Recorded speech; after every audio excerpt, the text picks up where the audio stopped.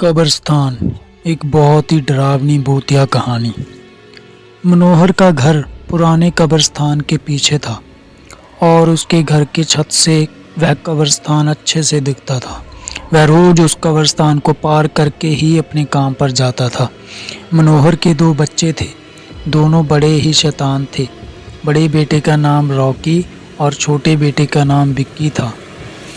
एक बार गर्मी की छुट्टियों में रॉकी और विक्की की बहन सोनिया भी आई हुई थी। तीनों मिलकर रात के लगभग 12 बजे एक रूम में ट्रुथ और डेयर खेल रहे थे। रॉकी सोनिया से पूछता है कि तुम ट्रुथ लोगी या डेयर। सोनिया डेयर लेती है और पूछती है कि तुम लोग कुछ खतरनाक करने के लिए तो नहीं कहोगे। रॉकी, नहीं, ये हुई ना बात, तो जाओ अब छत पर से घूम कर के आओ और छत पर रखे गमले में से फूल तोड़ कर लाना होगा, तभी हमें पता चलेगा कि तुम छत पर से आई हो। सोनिया, छत पर से तो कब्रिस्तान दिखता है, नहीं, मैं नहीं जाऊंगी। रॉकी और विक्की दोनों सोनिया को छत पर जाने के लिए ज़बरदस्ती बोलते हैं। सोनिया छत पर जाती है और जैसे ही गमले में लगे फूल की तरफ बढ़ती है, तभी उसकी नज़र कब्रिस्तान की ओर पड़ती है। कब्रिस्तान में एक बड़ा सा सूखा पेड़ होता है। वह देखती है कि उस पेड़ पर एक सर कटी हुई उल्टी लाश लटक रही होती है। सोनिया उसे देखती है और जोर से चिल्लाती हुई बेहोश हो जाती है। फिर जब सोनिया बहुत देर तक छत पर से लौट कर नहीं आती, तो रॉकी और विक्की दोनों डर जाते हैं और वह छत पर जा कर के देखते हैं तो पाते हैं कि सोनिया बेहोश पड़ी है।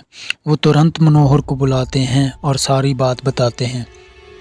मनोहर, तुम तीनों को ऐसा खेल खेलने की ज़रूरत क्या थी? और रॉकी, तुम तो जानते हो उस कब्रिस्तान के बारे में कैसी कैसी खबरें आती हैं, फिर भी तुम सोनिया को रात में छत पर जाने के लिए क्यों भेजा? रॉकी, सॉरी डैड, मुझसे गलती हो गई, हम आगे से ऐसा नहीं करेंगे। मनोहर बोलता है, और फिर कभी दोबारा ऐसा काम किया तो तुम दोनों को उसी कब्रिस्तान में छोड़ आऊँगा। अच्छा सोनिया बेटी, ये बताओ तुमने वहाँ ऐसा क्या देख लिया कि तुम वहीं बेहोश हो गई? सोनिया सहमी हुई हालत में मनोहर को सारी बात बताती है कि उसने क्या देखा। मनोहर ने उस कब्रिस्तान के बारे में ऐसी खबरें पहले भी सुनी हुई थी, इसलिए वह सोनिया को डांटता नहीं है और बच्चों को संभल कर रहने की सलाह देता है। एक दिन मनोहर को काम से छुट्टी मिलने से देर हो जाती है और उस दिन उसे ऑटो भी नहीं मिलता। वह पैदल ही घर की ओर चल पड़ता है। इधर विक्की और रॉकी दोनों आपस में बात करते हैं। रॉकी, विक्की, तुम्हें क्या लगता है सोनिया ने जो कहा वह सच है? मुझे तो लगता है कि वो सिर्फ बातें बना रही है, वो उसका भ्रम होगा। विक्की, अरे नहीं भाई, तुमने उसकी हालत देखी नहीं, एक दिन भी और यहाँ रुकने को तैयार नहीं हुई। मुझे लगता है कि उसने सच में कुछ देखा होगा। रॉकी, चलो हम कब्रिस्तान में जाकर खुद ही देख लेते हैं। विक्की, अरे भाई, तुम पागल तो नहीं हो गए हो क्या? मुझे अपनी जान बहुत प्यारी है, मैं कहीं नहीं जाऊंगा और तुम भी मत जाना। विक्की के मना करने के बावजूद रॉकी नहीं मानता है और वह अकेले ही कब्रिस्तान की ओर चल देता है। कब्रिस्तान का दरवाज़ा खोलता है और अंदर चला जाता है। वह उस पेड़ की ओर भी देखता है जिस पर सोनिया को सर कटी हुई उल्टी लाश दिखी थी। रॉकी खड़े होकर उस पेड़ की ओर देखता है, तभी एक अदृश्य हाथ उसके पैरों को पकड़ लेता है। रॉकी डर जाता है और जोरों से चिल्लाने लगता है, बचाओ बचाओ, छोड़ दो मुझे, मुझसे गलती हो गई, मैं फिर कभी यहाँ दोबारा नहीं आऊँगा। दूसरे कोने पर एक कब्र होती है जो कि खुली हुई होती है, उसके ऊपर खून लगा हुआ होता है। वह अदृश्य हाथ रॉकी को खींच कर लाते हैं और उस कब्र में ढकेलने की कोशिश करने लगते हैं। रॉकी चिल्लाता है, छोड़ दो, मुझसे गलती हो गई, मैं फिर कभी यहाँ नहीं आऊँगा, मुझे मत मारो, मुझे जाने दो। मनोहर काम से पैदल घर पहुंचने वाला ही होता है। जैसे ही वह कब्रिस्तान से गुजरता है उसे रॉकी की आवाज़ सुनाई देती है। मनोहर, ये क्या? ये तो रॉकी की आवाज़ लगती है। ये तो कब्रिस्तान से आ रही है, मुझे जा कर के देखना चाहिए। मनोहर कब्रिस्तान में चारों ओर देखता है लेकिन रॉकी नहीं दिखाई देता है। वह घर लौट कर आ जाता है और विक्की से पूछता है कि रॉकी कहाँ है।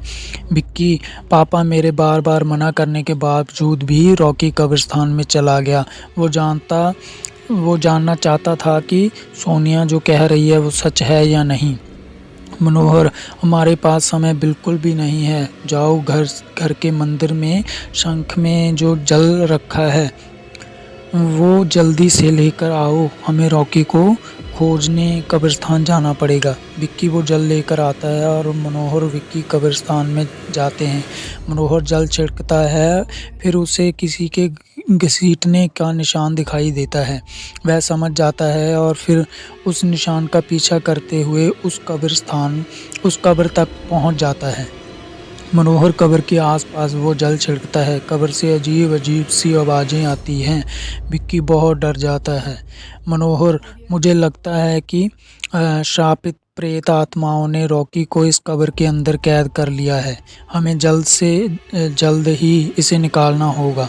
तुम ये पवित्र जल आसपास छिड़कते रहो, इससे हमें वो प्रेत आत्माएं कोई नुकसान नहीं पहुंचा पाएंगी। मैं कब्र को खोलने की कोशिश करता हूँ। मनोहर उस कब्र को खोलने की बहुत कोशिश करता है। अंत में वह कब्र खुल जाती है। उसके अंदर रॉकी लथपथ बेहोश पड़ा होता है। मनोहर रॉकी को लेकर हॉस्पिटल जाता है। उसकी हालत बहुत गंभीर होती है।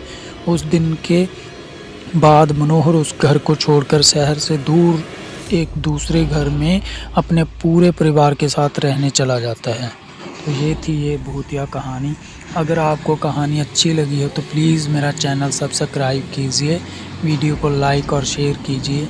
मुझे आपकी सपोर्ट की बहुत ज़रूरत है। आगे भी मैं ऐसी बहुत मज़ेदार कहानियाँ आपके लिए लेकर